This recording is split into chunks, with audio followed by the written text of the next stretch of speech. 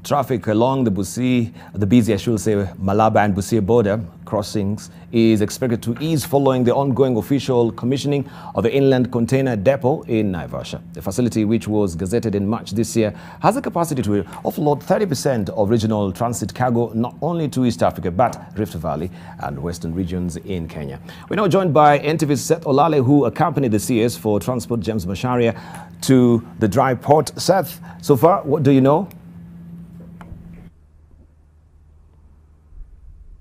Well, after about an hour's trip from Nairobi with the Standard Gauge Railway Madaraka Express, finally the CS and the entire delegation from the Ministry of Transport are just here to commission the internal container depot here in Naivasha. Remember that, like you said, Dibal, this is supposed to be a grand opening for the region. They're talking about 30%, at least 30% transit, not only in Kenya, not only to the East African region, but also they're targeting Rift Valley areas of Nakuru, Eldoret, as well as Western Kenya. Talk about the likes of Kisumu Port and all the way to the borders of Busia and Malaba. So the plan is for the SGR to do the transit from Mombasa to here in Mai Mahiu, and then there will be a meter railway, 1 meter railway. That is the old railway line that is supposed now to connect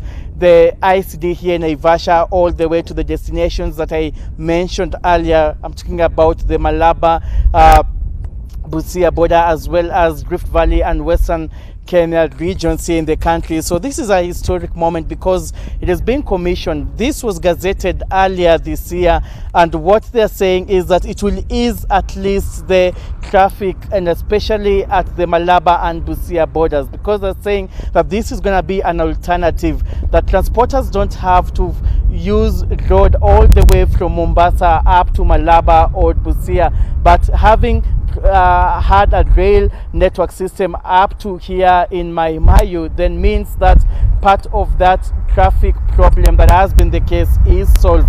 But of course, we are here just to keep up to speed with in terms of facilitation. What we know is that the ICD sits on a 17-acre piece of land, and right now it is slow. The operations are a bit slow, but they are saying, or rather they're expecting this to pick up in the coming days. But what's important is that, and as much as the passenger service of the SGR has been interrupted for the good transportation, it has been business as usual, and so they expect that this will gonna boost the economy as far as transport facilitation is concerned. Dibal.